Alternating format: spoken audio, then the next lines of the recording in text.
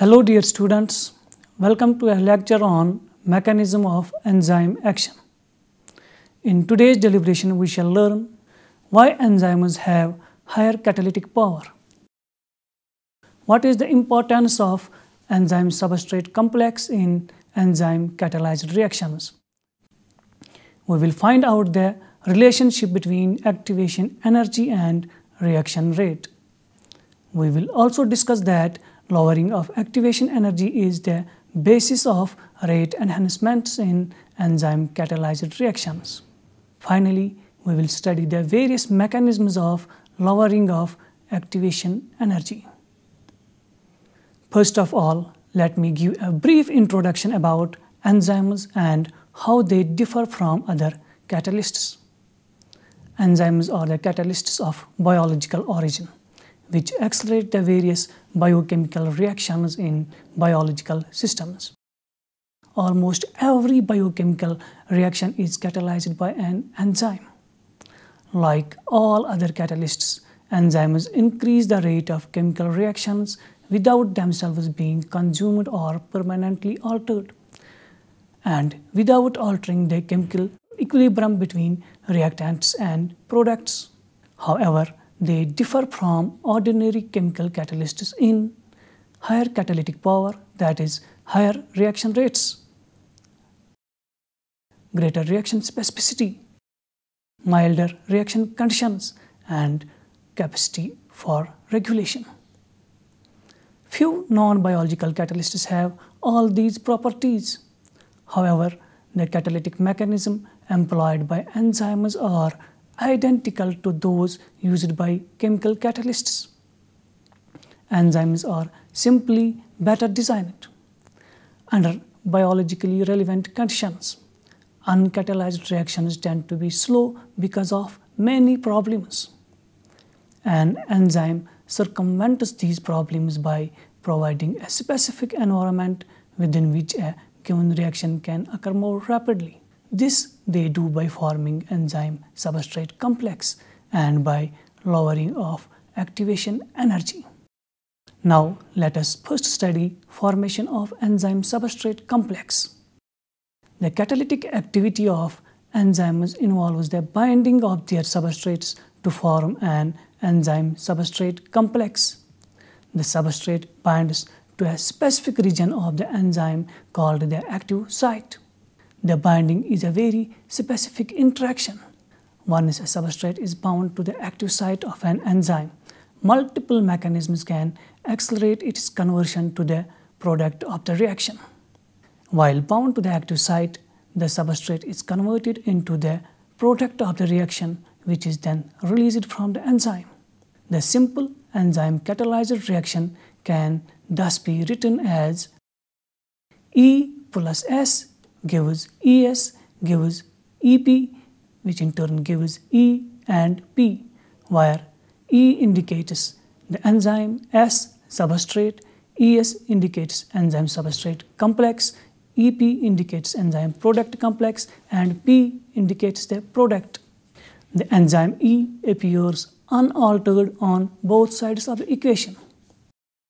Enzymes, like other catalysts, do not affect reaction equilibria. They accelerate the reaction in both the directions. That is, the reaction reaches equilibrium much faster when the appropriate enzyme is present. The interactions between the enzyme and substrate in enzyme substrate complex promote the formation of the transition state in enzyme substrate complex, resulting in lowering of the activation energy. Now let us discuss lowering of activation energy, how activation energy is lowered.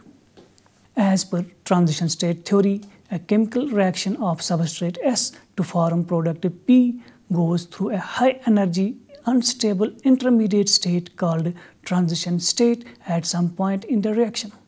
This transition state has a higher free energy than either substrate or product P as shown by a transition state diagram. A transition state diagram or reaction coordinate diagram is a diagram showing the energy changes during the reaction. It is the plot of the free energy of the system against the progress of the reaction. which is also called the reaction coordinate. The starting point for either the forward or the reverse reaction is called the ground state. There is an energy barrier between substrate S or product P that must be overcome for the reaction to proceed in either direction. The top of the energy hill, that is the highest free energy state, is the transition state. Any transient chemical species that has a finite chemical lifetime is called reaction intermediate. For example, enzyme substrate complex or enzyme product complex. It is quite different from the transition state. In reaction coordinate diagram, the intermediates occupy valleys while transition state is denoted by a peak. The difference between the energy levels of the ground state and the transition state is called the Gibbs free energy of activation, or simply the activation energy. It is denoted by delta G double dagger. For forward reaction, activation energy is the difference in free energy between the substrate and the transition state, or we can write it delta G is equal to free energy of the transition state minus free energy of the substrate. Now, having learned activation energy, let us study the relationship between activation energy and the reaction rate. Activation energies are energy barriers to chemical reactions. The rate at which a molecule undergoes a particular reaction decreases as the activation barrier for that reaction increases. The rate or velocity of the reaction, which is denoted by V, is given by the expression V is equal to Ks, where K indicates the rate constant and S the substrate concentration. This equation can be also written as V is equal to K into T divided by H into substrate concentration exponential of minus delta G divided by RT, where K indicates Boltzmann's constant, H indicates Planck's constant, T temperature, S substrate concentration, and delta G indicates the free energy of activation, and RT, where R indicates the gas constant and T the temperature. As you will see in this equation, there is a negative exponential relationship between rate of a reaction and its activation energy. In other words, the rate of a reaction depends on this activation energy. The higher activation energy corresponds to a slower reaction. Hence, we can say that reaction rates can be increased by lowering the activation energies. The activation energy for the uncatalyzed reaction is the difference in energies of substrate and its transition state. Similarly, the activation energy in the catalyzed reactions is the energy difference between enzyme substrate complex and its transition state. As you will see in the diagram, the energy barrier, that is the activation energy between enzyme substrate and its transition state, is less than the energy barrier between substrate and its transition state. In terms of free energies of activation, we can say that delta G for catalyzed reaction is less than delta G for uncatalyzed reaction. That is, the activation energy for the catalyzed reaction is lower than the activation energy for uncatalyzed reaction. In other words, enzymes lower the activation energy. The lowering of activation energy is the difference between the values of delta G for the uncatalyzed reaction and catalyzed reaction.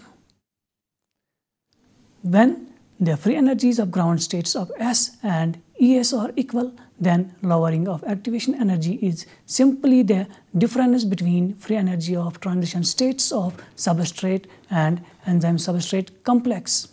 This lowering of activation energy indicates the efficiency of the catalyst and is related to the rate enhancement by the equation rate enhancement is equal to exponential of delta delta G or T, where delta delta G indicates the lowering of activation energy, R indicates gas constant, and T temperature. That is, rate enhancement occurs exponentially with the lowering of activation energy. Thus, enzymes enhance reaction rates by lowering the activation energy, that is delta G double dagger. The combination of substrate and enzyme creates a new reaction pathway whose transition state energy is lower than that of the reaction in the absence of enzyme. In other words, enzymes facilitate the rapid formation of the transition state. While reaction rates depend on activation energies, reaction equilibria, that is spontaneity, depends on free energy change for the reaction. Since enzymes lower only the activation energy without altering the free energy change of the reaction, they do not make non-spontaneous reactions to occur spontaneously. Now we will discuss the various mechanisms of lowering of activation energy. The enormous and highly selective rate enhancements and the dramatic lowering of activation energies for enzyme catalyzed reactions occur through following ways: non-covalent interactions between enzyme and substrate, rearrangement of covalent bonds during an enzyme catalyzed reaction.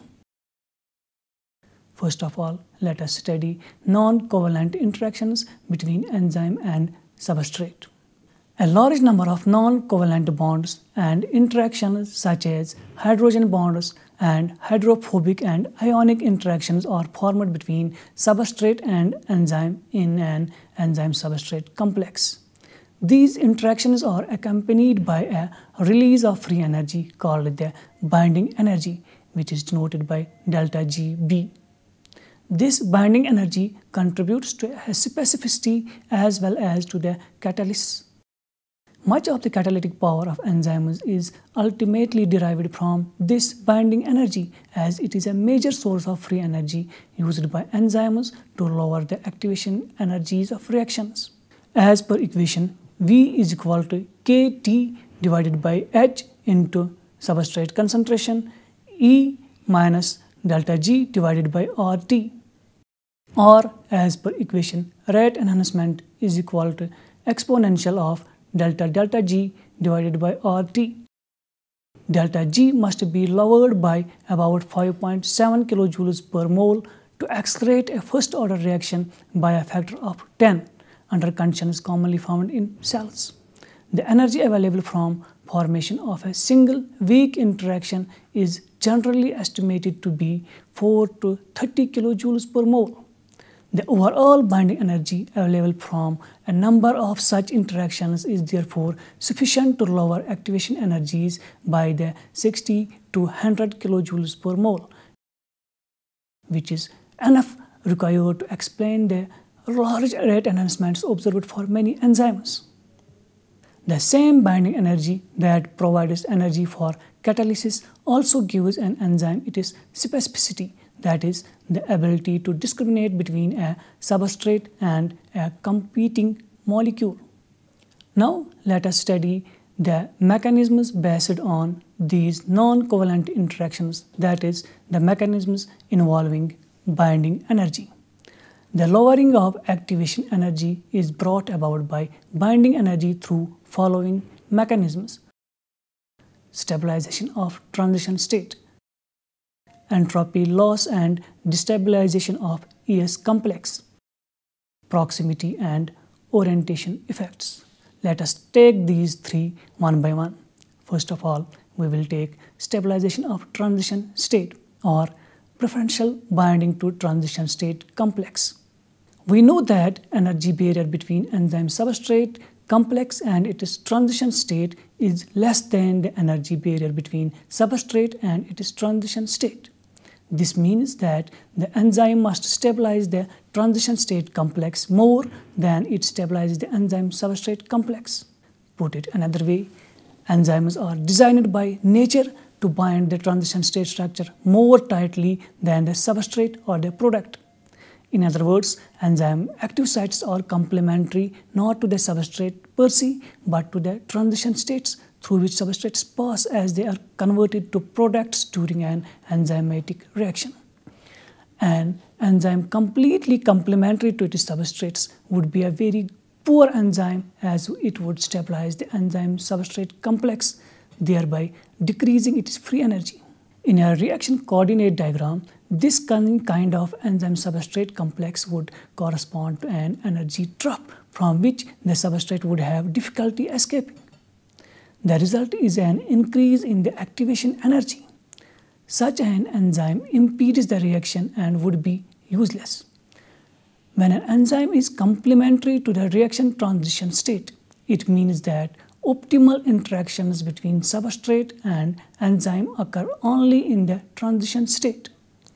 The free energy, that is binding energy, released by the formation of these reactions or interactions partially offsets the energy required to reach the top of the energy hill. In other words, the transition state gets stabilized, that is, it has less free energy as compared to that in uncatalyzed reaction, thereby resulting in lower net activation energy. Now, let us study second mechanism based on binding energy, that is entropy loss and destabilization of ES complex. The binding energy stabilizes both the ES complex as well as the transition state, but to different extents. If the ES complex and the transition state for a reaction are stabilized to equal extents, the catalysis does not occur. However, catalysis will occur if the transition state is stabilized to a greater extent than the ES complex. Since the binding energy stabilizes the enzyme-substrate complex also, even if to lesser extent than the transition state complex of enzyme-substrate, it deepens the energy well of the enzyme-substrate complex, thereby increasing the difference in energies between enzyme-substrate and its transition state. This results in lowering of the rate of the reaction. This effect of binding energy on stabilization of enzyme-substrate complex needs to be compensated by some mechanism which raises free energy, that is, which makes the enzyme-substrate complex to undergo destabilization. This is accomplished in two ways. Number one, loss of entropy due to the binding of substrate to the enzyme, and number two, destabilization of enzyme-substrate complex by strain, distortion, dissolution, or other similar effects. Now let us study the effect of loss of entropy. Binding of substrate to enzyme to form the ES complex leads to a net loss of entropy, that is T delta S. This reduction of entropy in turn increases the free energy of ES complex, as we know in thermodynamics. Second, destabilization of enzyme-substrate complex. Destabilization of enzyme-substrate complex can occur due to the structural strain or the distortion of the substrate due to their binding, due to dissolution of hydration shells from charged groups, due to electrostatic interactions between charges of like sign. Destabilization makes enzyme-substrate complex less stable and more reactive, thereby raising the energy of enzyme-substrate complex. Now, whether by strain, dissolution, or electrostatic effects, this increase is summed in the term delta GD, the total energy of destabilization. The destabilization energy and the entropy loss on binding raise the free energy of enzyme-substrate complex by the amount delta GD minus T delta S, while the binding energy delta GB lowers its free energy. As noted in this figure, the energy difference between substrate and enzyme-substrate complex is delta GB minus delta GD minus T delta S. The transition state, on the other hand, is subject to no such destabilization, and the difference between the energies of transition states of substrate and enzyme-substrate complex is essentially delta GB, the full binding energy. In other words, the energy of transition state of enzyme-substrate complex is decreased more than that of ground state of enzyme-substrate complex, thereby resulting in lowering of activation energy in enzyme catalyzed reactions. Now, the third mechanism, that is proximity and orientation effects. Chemical reactions go faster when the reactants are in proximity, that is, near each other. Enzymes take the reactants out of dilute solutions and hold them close to each other or to catalytic residues. Enzymes not only bring substrates and catalytic groups close together, but they also orient them in a proper manner suitable for catalysis. Proximity and orientation effects may also lead to electrostatic interactions that result in the stabilization of transition state, which is sometimes also called electrostatic catalysis. Now, let us study rearrangement of covalent bonds during an enzyme catalyzed reaction. In most enzymes, the binding energy used to form the enzyme substrate complex is just one of several contributors to the overall catalytic mechanism. Besides binding energy, catalysis also occurs by transient covalent interaction of enzyme with a substrate or group transfer to or from a substrate. These transient covalent interactions or group transfers lower the activation energy, thereby accelerating the reaction by providing an alternative lower energy reaction pathway.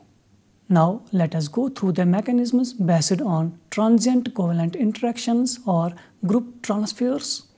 These include general acid-base catalysis, covalent catalysis, and metal ion catalysis. First of all, let us take general acid-base catalysis. Charged intermediates of many biochemical reactions are unstable and can often be stabilized by the transfer of protons to or from the substrate. Non-enzymatic reactions can involve either the constituents of water, that is H positive or OH negative, alone, or other weak proton donors or acceptors for the proton transfers. Being weak acids or bases, the intermediate is not effectively stabilized every time it forms, thus rendering the catalysis slow. However, the active sites of an enzyme contain a number of amino acid side chains that act as strong acids or bases, readily donating or accepting a proton from transition state, thereby stabilizing it and enhancing the rate. Now let us study covalent catalysis. In covalent catalysis, the active site contains a reactive group, usually a powerful nucleophile that forms a transient covalent bond between the enzyme and the substrate. This results in the new pathway that has lower activation energy than the uncatalyzed pathway. Now, metal ion catalysis.